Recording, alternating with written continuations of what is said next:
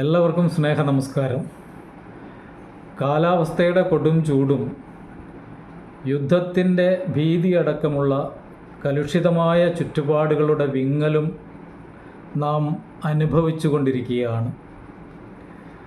അതിനിടയിൽ നമുക്ക് വീണുകിട്ടുന്ന ചില ആശ്വാസങ്ങളും സന്തോഷങ്ങളുമൊക്കെയാണ് ആഘോഷങ്ങളും ഉത്സവങ്ങളും പെരുന്നാളുകളും ഈസ്റ്ററും വിഷുവും ഓണവും ഒക്കെ.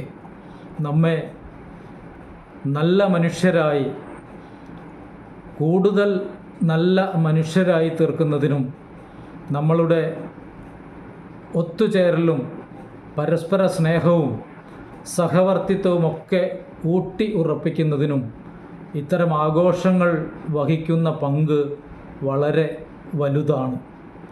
സ്നേഹത്തിൻ്റെയും സാഹോദര്യത്തിൻ്റെയും ഒത്തുചേരലിൻ്റെയും പങ്കുവയ്ക്കലിൻ്റെയും, പ്രത്യേകിച്ച് നമ്മുടെ കാർഷിക സംസ്കാരത്തിൻ്റെയും സംസ്കൃതിയുടെയും മഹത്വം വിളിച്ചോതുന്ന അല്ലെങ്കിൽ വിളിച്ചോതിക്കൊണ്ട് ഒരു വിഷു പുലരി കൂടി പിറക്കാൻ പോവുകയാണ്.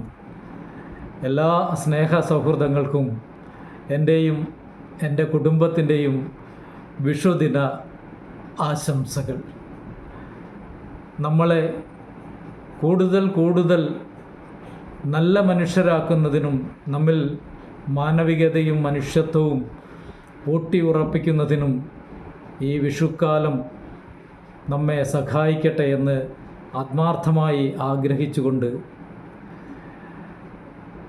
ഒരു വിഷു കൈനീട്ടം എന്ന പോലെ എൻ്റെ പുതിയ കവിതയിൽ കുറച്ച് വരികൾ കൂടി ചേർത്ത് വയ്ക്കട്ടെ. കണിക്കൊന്ന. വെയിലേറ്റു കണിക്കൊന്നകളൊക്കെ വെളുത്തു.